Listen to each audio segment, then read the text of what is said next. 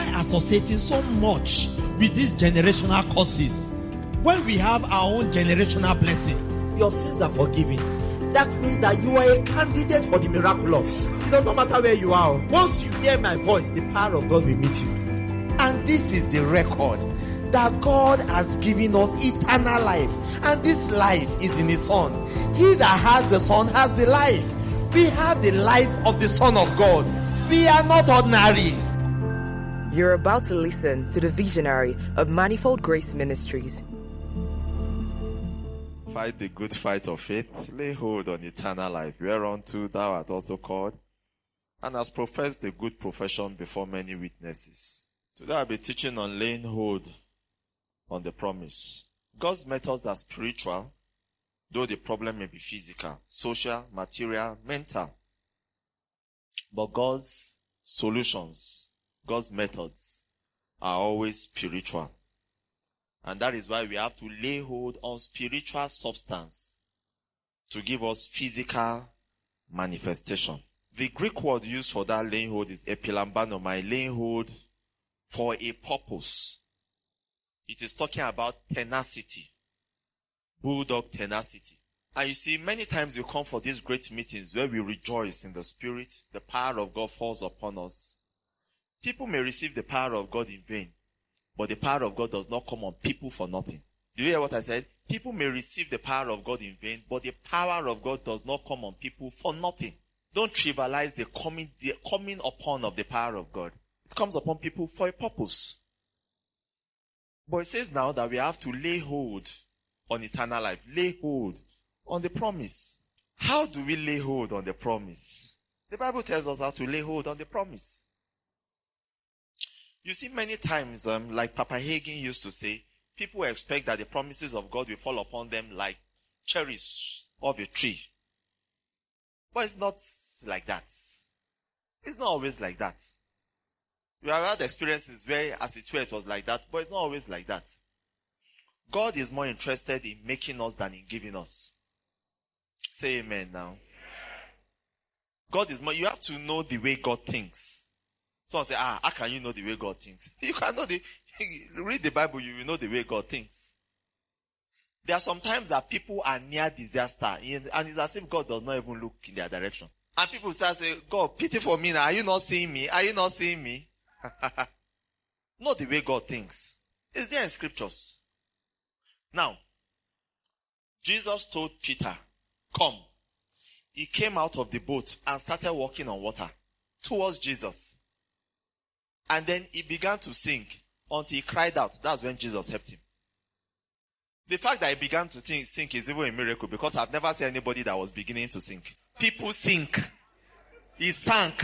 And no. But the Bible says he began to sink. That is, his faith started giving way gradually. That was a miracle on his own. That means slow motion. He was just saying, what was happening? What was going down? People are supposed to just sink like that. And then he cried out, and then Jesus saved him. Hallelujah. So God will expect that His word will make you. And when God's word makes you, you are made. God wants to bring us to that inheritance of the saints, inheritance of sons. So that we are taking authority, taking ownership on our own. So many times when people have problems and they are wondering, why is God just looking at me like this now? God will continue looking at you like this until you yourself look at the word. The disciples, Mark's account, they were in the boat. A storm was at sea. They were terrified. Jesus came walking on the water. The Bible says He was passing them. He was passing them. So He was going on His own. They were screaming. Then they looked. Is He going somewhere else? They said, Lord, look at us. I said, okay, I will come. And Jesus always expected that they would have done the calming themselves. That's the way God thinks. That means that until revelation comes, somebody that is a good Christian might keep languishing in his problems until revelation comes. And it's amazing how impotent God looks when revelation knowledge is not available. And how omnipotent God appears when a man gets a hold of God's word. Moses was having face-to-face conversation with God. Yet, in his office, he was almost dying. In his political office. And yet God did not tell him anything. Until Jethro came and said, oh boy, the way you are going, you will die before your time. Oh. He said, what can I do now? What can I do? This is God's people. God has given me these people. What can I do? And then Jethro told him, everybody cannot become, the people that are fighting over mango, they are coming to you. The people that are fighting over kunu, they are coming to you. Everybody is coming to you. You will die. Oh. Set people over those ones. Set them. And then it is the cases that they cannot solve that will come up with you. That was God's will. That was God's plan.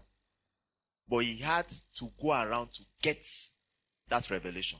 So many of us, we are like King Arthur and Excalibur. You've heard the story of Excalibur. Okay? That sword was cast in stone until the young man grew up and was able to remove it. Many times our inheritance is cast in stone until we get a hold of the word of God and are able to bring it out. Can you say amen? So, in laying hold on the promise, I'll talk about 3 things and then I'll be done. No, the first thing in laying hold of the promise is that you have to be convinced of God's word. I talked a bit about this the last time, about doing a study on God's word. Be convinced of God's word. When we see people that is as if the promise is not working, the word, as if you see, people are giving testimonies, their experiences are different. Most times it's because they are mixing things. You can't have the same faith in your heart for the miraculous when today you are reading 2 kinds of righteousness and tomorrow you are reading padlock destinies. Now so things, you don't know which one to believe. I'm the righteousness of God in Christ Jesus. No weapon formed against me shall prosper. There is no enchantment against me. No divination against me. And then you look in this side. If you are from Africa, you cannot pray like an American. Because if you are from Africa, just know that your generations, your ancestors have done things that are affecting you. I saw a man, I said, why are you not going to that Word of Faith church again? He said, I used to go to that church before, but I've stopped. I said, where do you go to now? I go to a church that is more aggressive. I found out that church is for psychedelic problems. African problems require African solutions. Let me tell you the truth. The demons are everywhere. African demons are easier to deal with because they are analog. American demons have laptops and they are connected to the internet. Hallelujah. Never think that your problem is unique. Peter said your problems are not unique.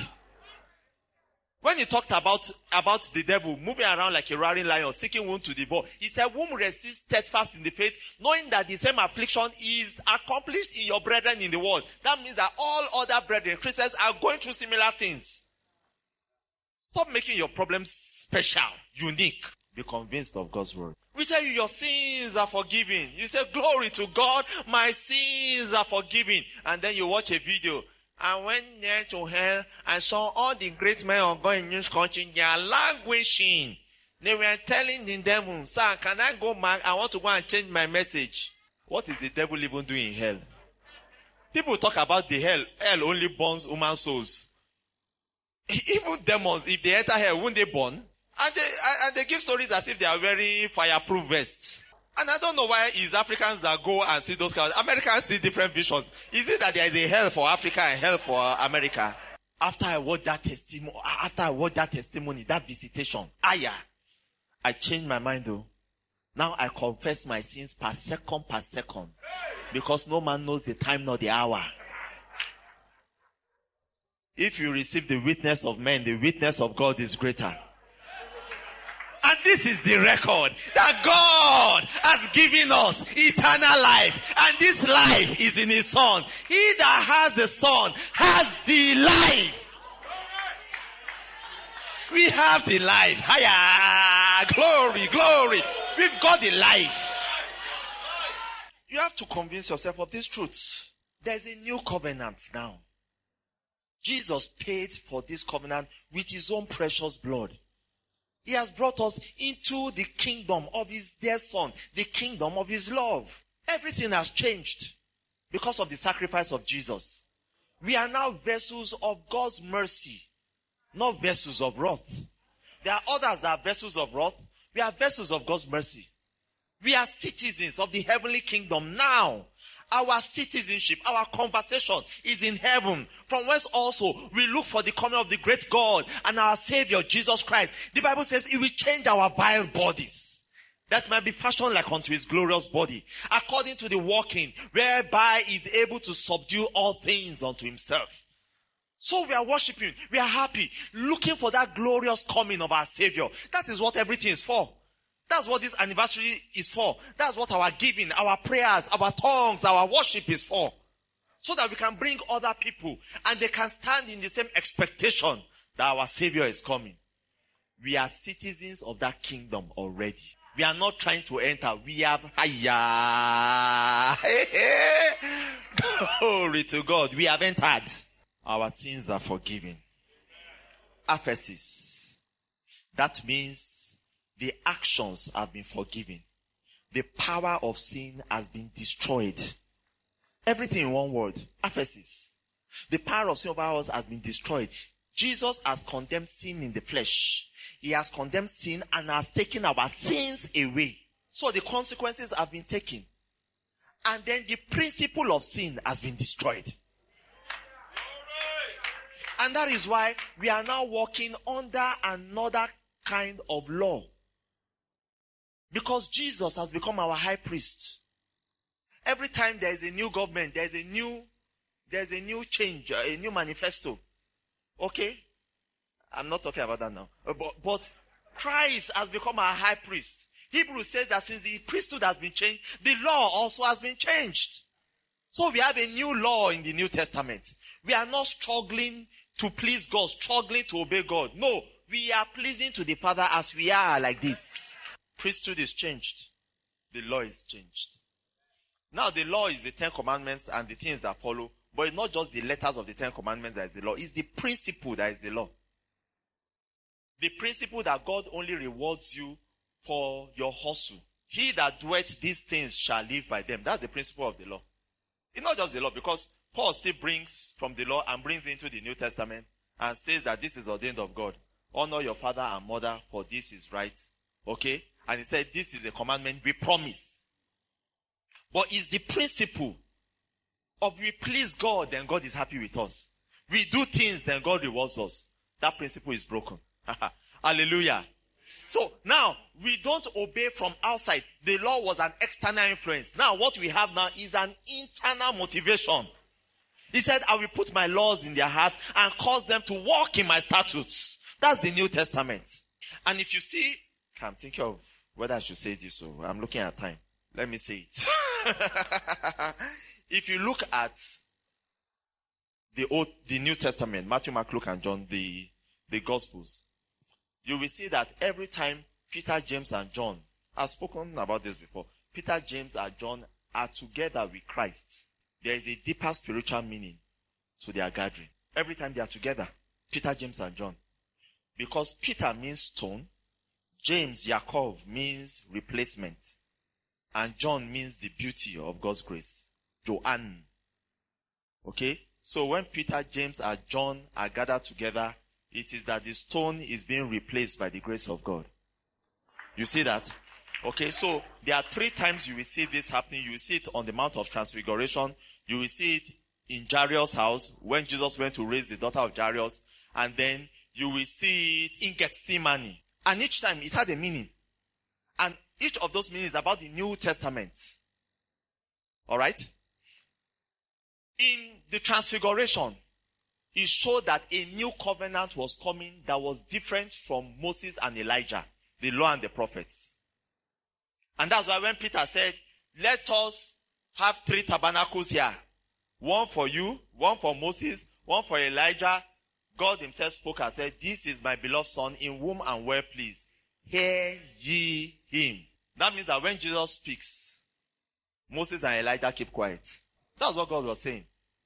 He was bringing in the New Testament, the new covenant, that the stone will be replaced by the grace of God. And then, when we get to Jairus' house, it was telling us the system of operation. Because you see that Jairus' daughter was 12. 12 is about government. 12 is about systems. It's about operations. And it was Peter, James, and John. So it was actually trying to say that the rock, the stone, will be replaced by grace in the operations of this new covenant. You remember Jairus' daughter? 12 years old. Okay? So there are people that try to put, if you look at Jesus talking about putting new wine into old bottles, he's talking about the law and grace. That's what he's talking about. If you read it through, casting out people from the temple that were buying and selling, and up to the time he said that, you are putting new wines in old bottles, he's saying that there are some people that say, okay, we have accepted the grace of God, but they are still living under the law. That's why sometimes when God is angry, we cannot know how far he will. When God is angry with believers, you can just start killing their children, destroying the works of their hands. That's not God, though. That's not God, though. If Job had read the book of Job, he wouldn't have said what he said. He didn't read the book of Job, but you have read the book of Job. Don't be like Job now. You have read it. The Lord giveth, the Lord taketh. Blessed be the name of the Lord. But you have read the book of Job. You have seen that the Lord giveth, the devil taketh. And that's why we are teaching you fighting the good fight of faith. Jairus' house, he put everybody outside, and it was just Peter, James, and John talking about the governments of this kingdom. And then the third time, Gethsemane, he was talking about the motivation for this government. Peter, James, and John. When he finished, I said, you could not even stay awake for 1 hour. They said, our eyes. He said, the spirit is willing, the flesh is weak. Peter, James, and John, in this new dispensation, the spirit of grace, it won't be an external force. Pharisees going around and saying, why are you still trekking? You have trekked more than 3/4 mile on Sabbath day. No, it won't be that. It will be from inside. The spirits rising up to cause you to walk in his statutes. And when did this replacement take place? It took place when Jesus Christ died and rose again. If you look at Jesus and Peter, you will see that Peter was a very troublesome person because he was fulfilling prophecy.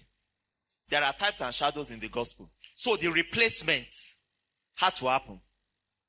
That is why Jesus Christ said, before the cock crows twice, you will deny me 3 times. That means, that word for deny means, you will break away from me and have nothing to do with me. He was saying that, as I am going to the cross, the 10 commandments, the law, the system of the law is still in place, Peter, because you represent the law.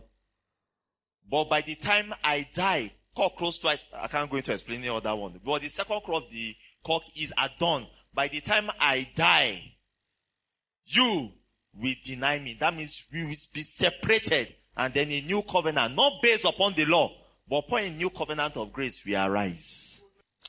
And in John, when he was talking, John and Peter, when he said, what will this one do? He said, if I want him to stay with me, to remain alive, what is that to you? This was between the rock and grace. Between the 10 commandments and grace.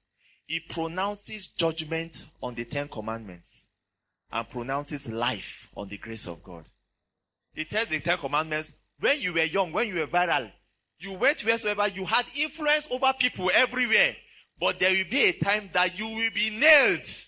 That is, people will forsake the law. And then when he was doing that, he now said, so what else? What will people do? What of John? He said, this John, what is your business with John? If I want him to stay, that was the prophecy.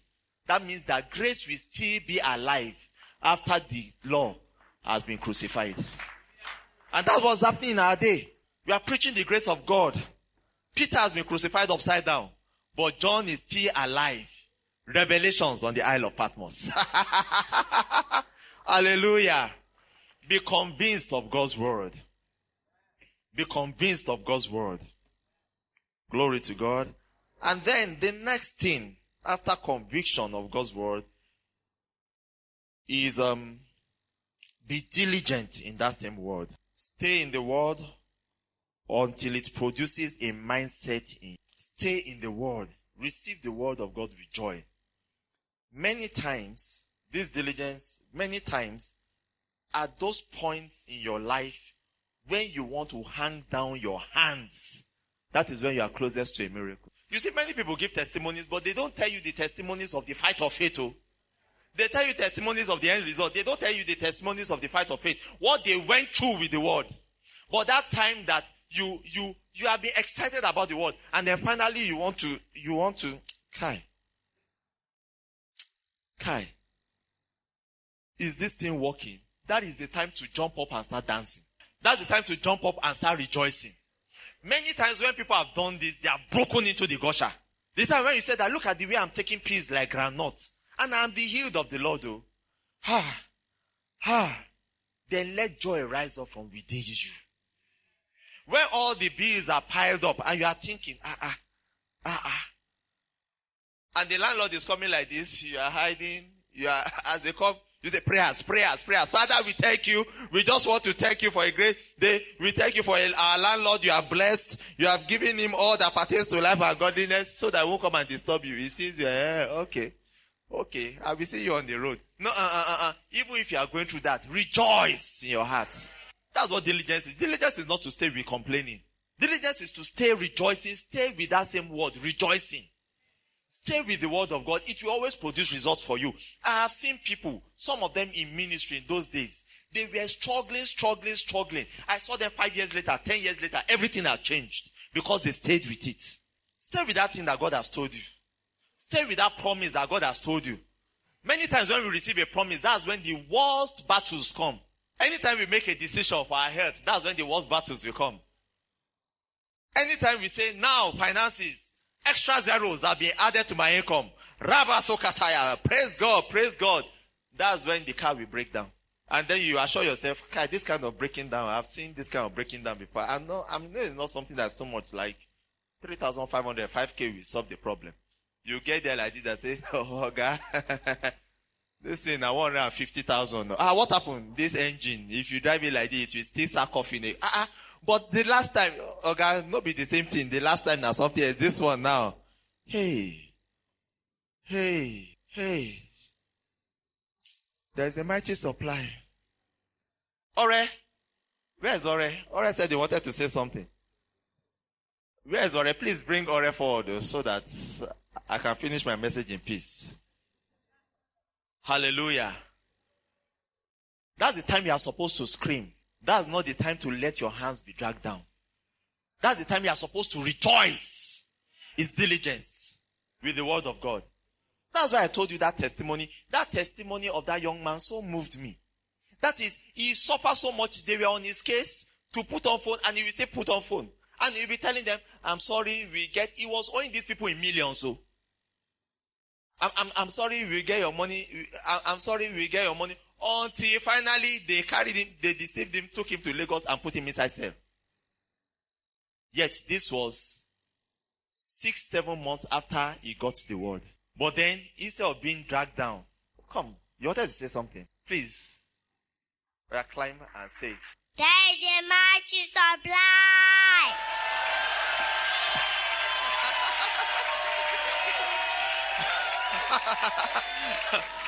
That's what you are supposed to be shouting when it seems as if everything is against you. There is a mighty supply. There is a mighty supply. Things are turning around in my favor. The lines are falling onto me in pleasant places.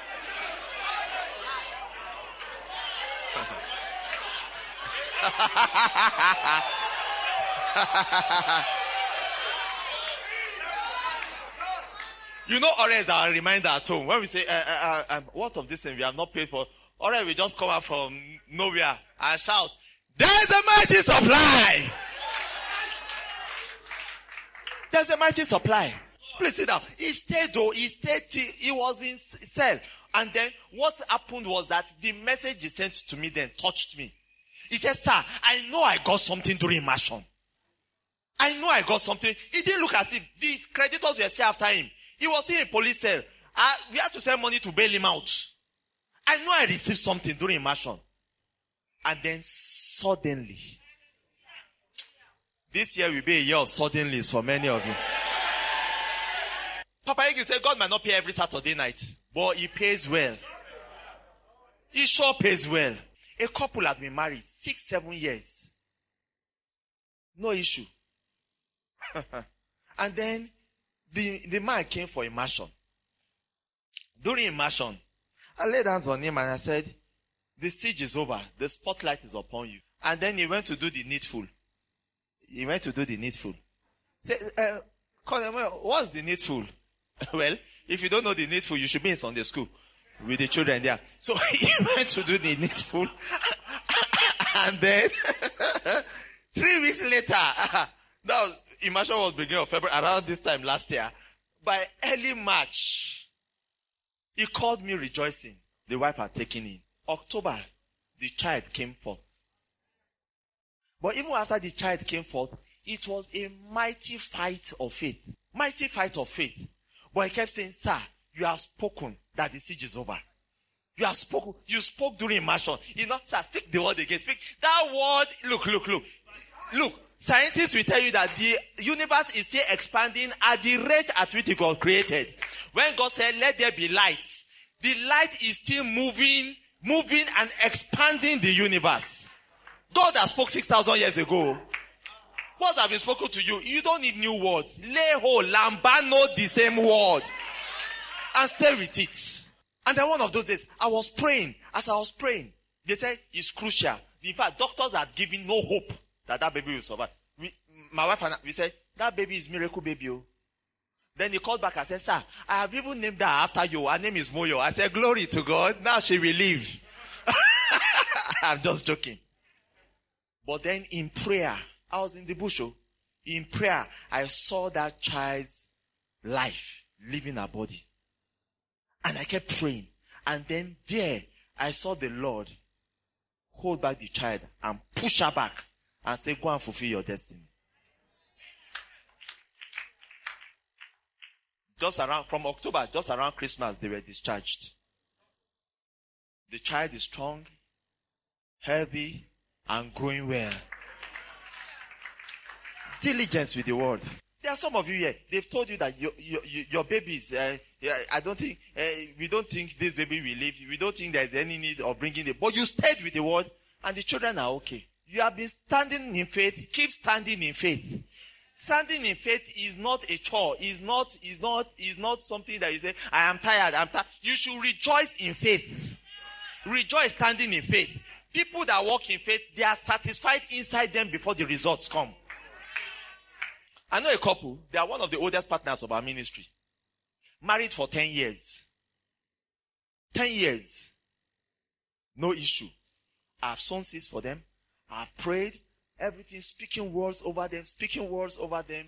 And then, last month or 2 months ago, just sent a message and said, sir, we don't wanted to tell you and rejoice with you. They went for immersion.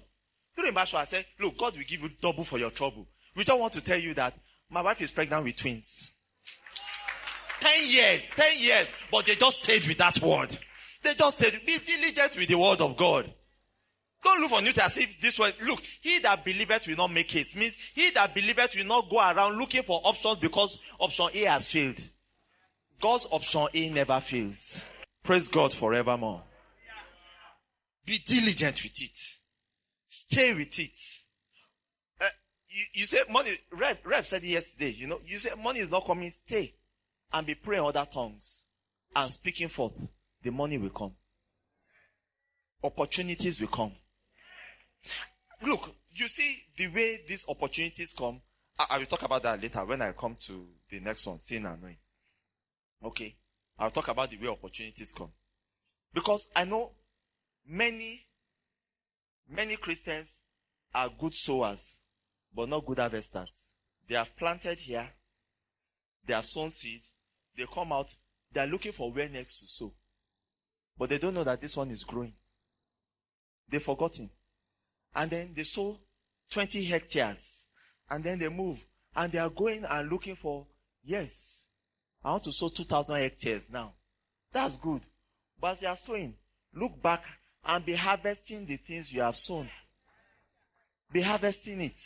So we lay hold by being convinced of God's word. We lay hold through diligence with the word that has come forth to us. We stay with that word. We keep speaking that word. We stay on that word until manifestation comes.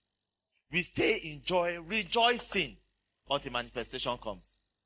I've told you about the last time I came, talking about way of faith. I told you about my wife and I when we were in Zaria.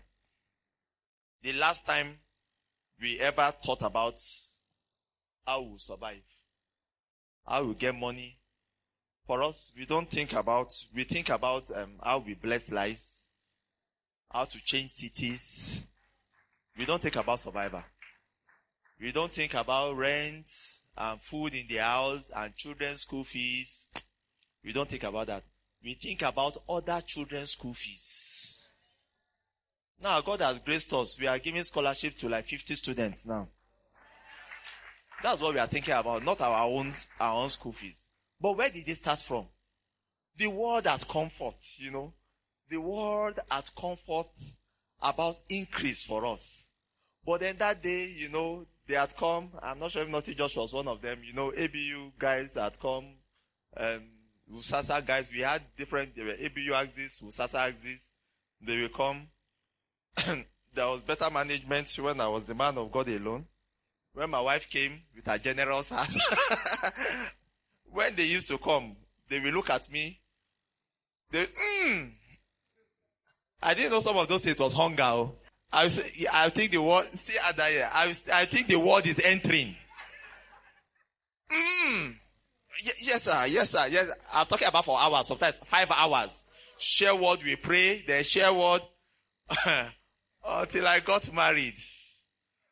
And then, as I was teaching my wife, he said, won't they eat something? I said, okay there. Then she went and cooked. If you see the way their faces changed. Yes, now, this is, I said,